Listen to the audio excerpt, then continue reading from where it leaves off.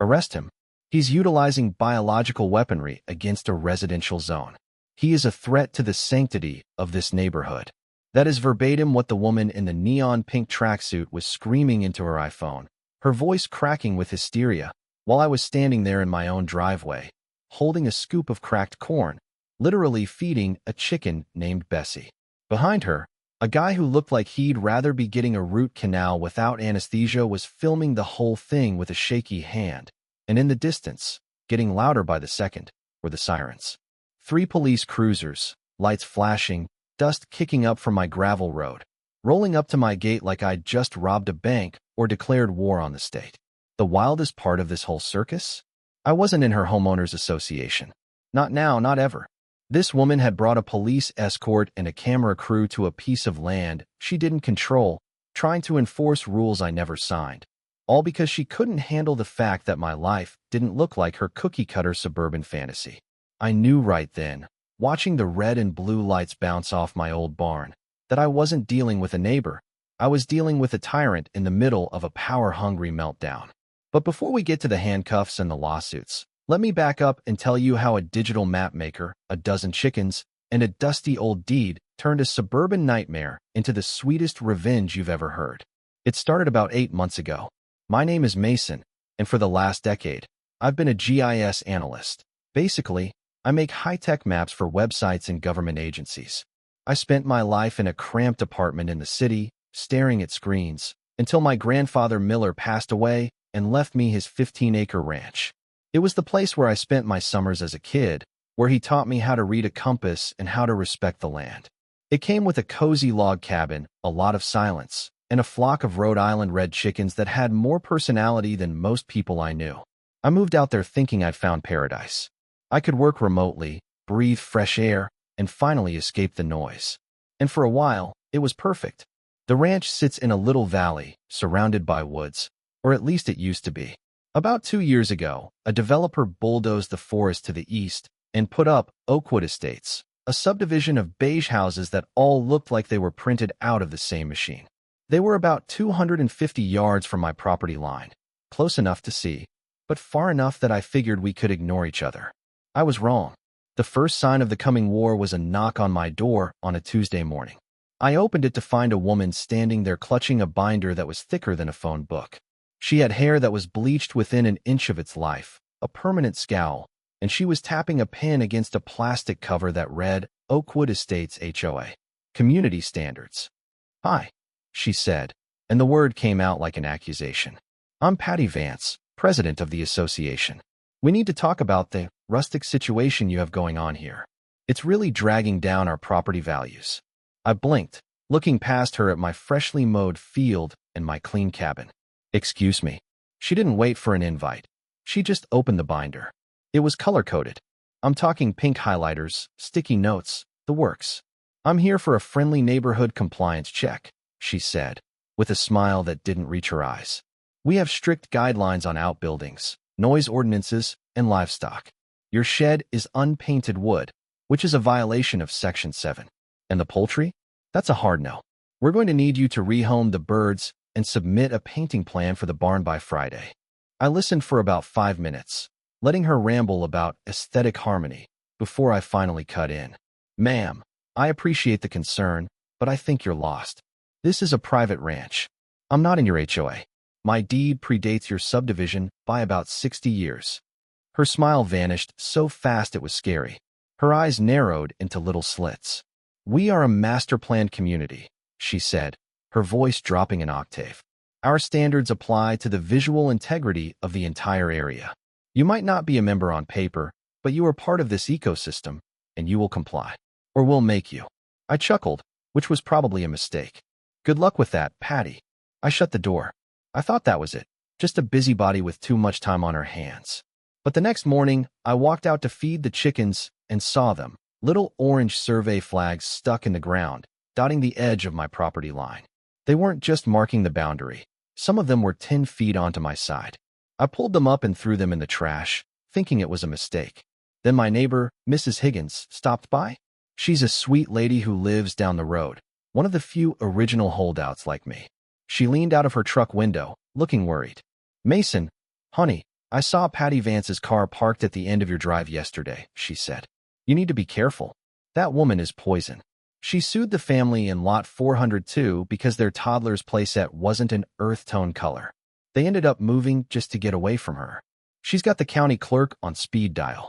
Mrs. Higgins used to work in the county archives, so she knew the lay of the land. She's broke. Mason, she whispered.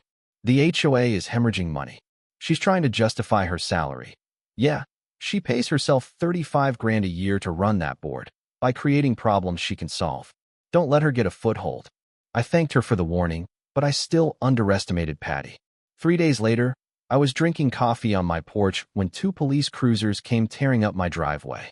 The lead officer looked exhausted before he even got out of the car. He walked up, hand on his belt, scanning the yard. Sir, we have a report of illegal commercial livestock operations, noise pollution, and unsanitary waste conditions. I almost laughed. Officer, I have 12 chickens. And this is zoned agricultural land. I've got the papers right here. Before he could answer, Patty stepped out from behind the second patrol car. She was holding the binder again, flipping pages like she was looking for a Bible verse to condemn me. Officers, look at this, she shrieked, pointing at the coop. That structure is unpermitted. And the noise, it's constant. It's psychological warfare against my residents. I looked at Bessie, my lead hen, who was scratching the dirt and making a sound quieter than a whisper. That's the warfare? I asked. The younger cop looked at me, then at Patty, then at the chickens. He leaned in close to me. Sir, look, she called 911 4 times. We had to come out. Do you have a survey? I'm a cartographer, I said. I make maps for a living. I know exactly where my lines are. Good, the cop said, handing me a card. Because she's not going to stop. Technically, you're fine. But she's trying to claim your operation is a public nuisance, which gives her a loophole to enforce city codes even out here. Watch your back. As they were leaving, Patty pulled out her phone and started filming me. This isn't over, she yelled. I'm documenting everything. Every cluck, every feather. You are destroying the fabric of this community. Bessie, bless her heart, chose that moment to wander over and peck at Patty's shiny white sneaker. Patty screamed like she'd been shot, jumping back into the mud. Assault. The animal attacked me. The cops just rolled up their windows and drove away. But things got dark after that. I started noticing drones hovering over my property at dawn. I'd be working at my desk and hear a buzzing, look out, and see a camera lens pointing right in my window. Then, I came out one morning to find the coop door wide open. 4 of my hens were gone. There were tire tracks, fresh ones, leading right back toward Oakwood Estates. I checked my trail cam.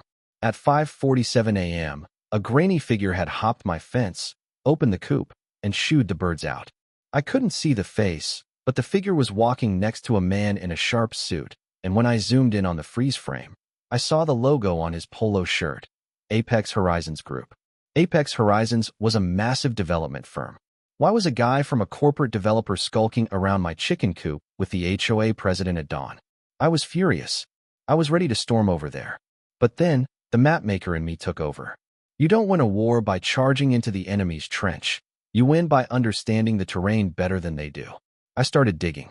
I went online and pulled everything I could find on Patty Vance and the Oakwood Estates HOA. I found forums where former residents vented. Turns out, the HOA was in deep financial trouble, about $60,000 in the red.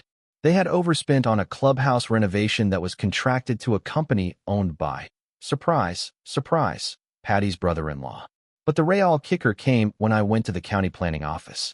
I wanted to pull the original plat maps for the subdivision, just to double-check my boundaries. The clerk, a guy named Frank who looked like he'd been stamping forms since the Nixon administration, got weird when I asked for the files. Those records are currently pulled for review. He mumbled, not meeting my eyes. Administrative hold. Might take weeks. Review by who? I asked. Just internal, he said. Look, buddy, word to the wise. The developers of Oakwood Estates donate a lot to the county council re-election fund. Maybe you should just work it out with Ms. Vance. She's got friends upstairs. That was the moment I knew this was bigger than chickens. They were hiding something. And they were blocking me from seeing the maps because they knew I was the one guy who could read them. I went home and did what I do best. I didn't need the county's paper copies. I had access to satellite telemetry, historical GIS data, and the original deed descriptions my grandfather left me. I pulled up the raw data on my workstation, 3 massive monitors glowing in my cabin.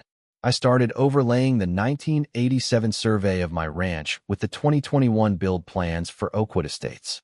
I lined up the GPS coordinates. I adjusted for magnetic north shifts. And then I saw it. My heart actually stopped for a second. I thought I made a mistake. I re-ran the calculation. Same result. I sat back in my chair and started laughing. It started as a chuckle and turned into a full-on belly laugh that scared the dog. The Oakwood Estates playground, the one with the deluxe jungle gym, it was on my land. The overflow parking lot where guests put their cars, my land. The community clubhouse, the crown jewel of their neighborhood, the one they were so proud of. The back 40% of the building, including the pool pump room and the grand patio, was sitting square on the northeast corner of my property. They had encroached, not by inches, but by yards.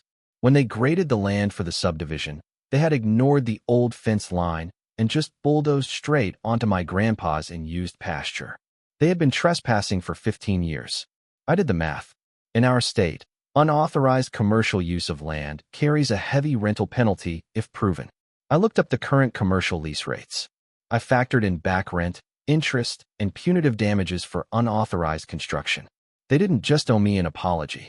They owed me about $200,000. And more importantly, they were currently operating illegal structures on private property. Patty Vance was harassing me about a chicken coop while she was literally swimming in a pool built on my dirt. But why was she attacking me now?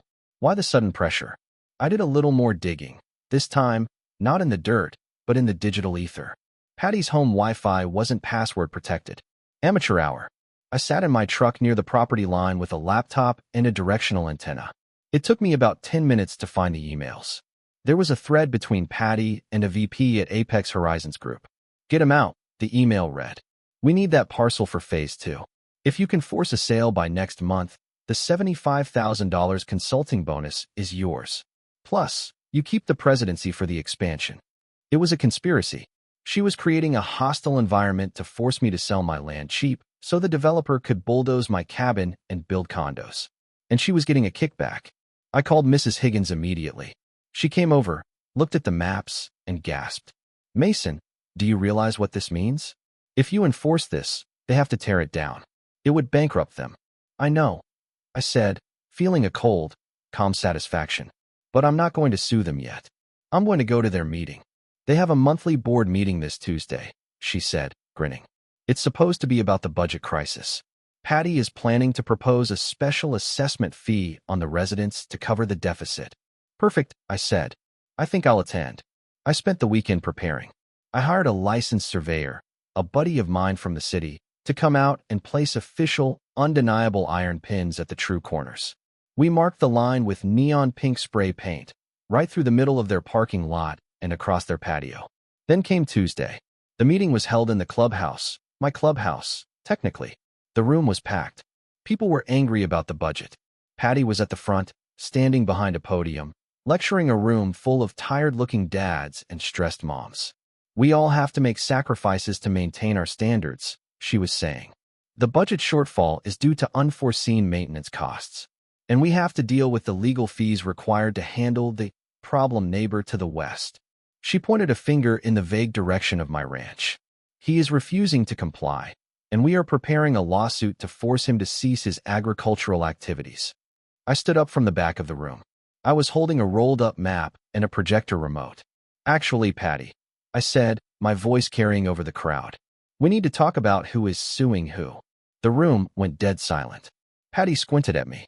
You are trespassing. This is a private meeting for homeowners only. Technically, I said, walking down the aisle.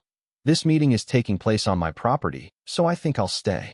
Call the police, she screamed at Gary, the treasurer. Go ahead, I said, setting my laptop on the front table and plugging it into their projector before anyone could stop me. But while they're on their way, you folks might want to see this. I hit the button. The screen behind Patty lit up with a high-resolution satellite map. It showed the property lines in stark, undeniable red. This red line, I said, using a laser pointer, is the legal boundary of the Miller Mason Ranch, established in 1947. And this I pointed to the gray shapes of their buildings. Is your clubhouse? The line cut right through the room we were standing in. You are currently sitting in my living room, I said. The playground is in my backyard. And the parking lot? That's my driveway. A murmur rippled through the crowd. Someone shouted, "Is this true?" "It's a lie," Patty yelled, trying to block the screen with her body. "He's faked it. He's a computer guy, he photoshopped it." "I'm a certified cartographer," I corrected her. "And yesterday, a licensed surveyor placed iron pins confirming this. You can go outside and look. The pink paint is fresh." I pulled up the next slide, a spreadsheet. "Now, normally, I wouldn't care," I told the room. "I like being a good neighbor. But your president here decided to declare war on my chickens. She decided to call the cops on me. So, I ran the numbers. For 15 years of unauthorized use, illegal construction, and commercial leasing of my land, the Oakwood Estates HOA owes me $150,000 in back rent, payable immediately. Or, you have 30 days to remove this building and the playground from my land." The room exploded. People were standing up, shouting at Patty. "You told us the survey was clean. We're going to lose the clubhouse. We can't afford that." Then, I played the audio clip I'd ripped from her cloud storage, Patty talking to the developer about the kickback. Her voice filled the room. "Don't worry, I'll make his life hell. He'll sell for pennies, and I'll take my fee in cash." Patty looked like she was having a stroke. She was sputtering, looking for an exit, looking for anyone to back her up. But the homeowners were turning on her like sharks. "This is blackmail," she shrieked. "I won't let you destroy this community." "You destroyed it," I said calmly, "when you poked the bear." The meeting ended in a coup. The homeowners voted, right there, impromptu, to suspend Patty as president pending an investigation. But a narcissist never accepts defeat, they just escalate. 2 days later, I got served. Not with an apology, but with a temporary restraining order and a lawsuit filed by Patty personally, claiming fraudulent inheritance. She had bribed a retired county clerk, a guy named Robert Patterson, to sign an affidavit claiming my grandfather's deed was forged in 1987. It was insane. It was desperate. And it temporarily froze my assets. My bank called me, locking my accounts. I was stuck in legal limbo. I spent that weekend stressed out of my mind. I went up to the attic. I needed the original hard copies. I dug through boxes of dust and mothballs until I found a wooden strongbox under a loose floorboard. Inside was my grandfather's original survey map, hand-drawn in ink, and a stack of photos from the 1987 deed transfer ceremony. And there, in the photo, shaking my grandfather's hand, was the county judge. Monday morning, court. Patty showed up looking like she was auditioning for a mental asylum. She was wearing pajama pants, I kid you not, and clutching a teddy bear. She told the judge she had PTSD from my sonic chicken weapons, and that I was a predator trying to steal the community's safe space. The judge looked confused. Then, Patty's lawyer put Robert Patterson, the corrupt clerk, on the stand. He swore under oath that he had reviewed the files in 1987 and found them lacking. I stood up. I didn't have a lawyer. I didn't need one. "Your Honor," I said, "I have one exhibit." I handed the bailiff the employment records for Mr. Patterson, which I had pulled via a public records request. "Mr. Patterson claims he reviewed my grandfather's deed in 1987, I said. "However, according to county HR records, Mr. Patterson retired in 1983. He wasn't even employed by the county when my grandfather inherited the land." The judge looked at the records. He looked at Patterson. "Is this true?" Patterson crumbled. "She gave me $8,000, he blurted out, pointing at Patty. "She said it was just a formality." Patty screamed. "He's lying. The chickens are making him lie." It was over. The gavel came down like a thunderclap. The aftermath was swift and brutal. Patty was arrested right there in the courtroom for perjury and bribery. Councilman Sterling, her political cover, resigned in disgrace the next morning. Apex Horizons Group is currently under federal investigation for RICO violations regarding their predatory land acquisition tactics. As for the HOA, they were facing demolition orders for their clubhouse. But I'm not a monster. I sat down with the new board president, a nice woman named Patricia who actually liked chickens. We worked out a deal. The HOA signed a 99-year lease for the land. They pay me a fair market rent every month. That covers my property taxes, my insurance, and buys a whole lot of high-quality chicken feed. In exchange, I promised not to expand the coop any closer to the fence. I used the first month's rent to build the Bessie Memorial Wing onto the coop, a deluxe, heated palace for my birds. Patty? She had to sell her house to pay her legal fees. She moved 2 states over, back in with her mother. Last I heard, she's banned from serving on any board, anywhere. And me? I'm still here. I sit on my porch, drinking my coffee, watching the sun set over a clubhouse that pays my bills. The best part is, the new board put up a plaque in the clubhouse lobby. It doesn't honor the developers. It says, "This land graciously leased from the Miller Mason Ranch. Respect your neighbors." I even started a YouTube channel called Boundary Boss, teaching people how to read their own deeds and fight back against bullies. My first video? Just me, a map, and Bessie clucking in the background.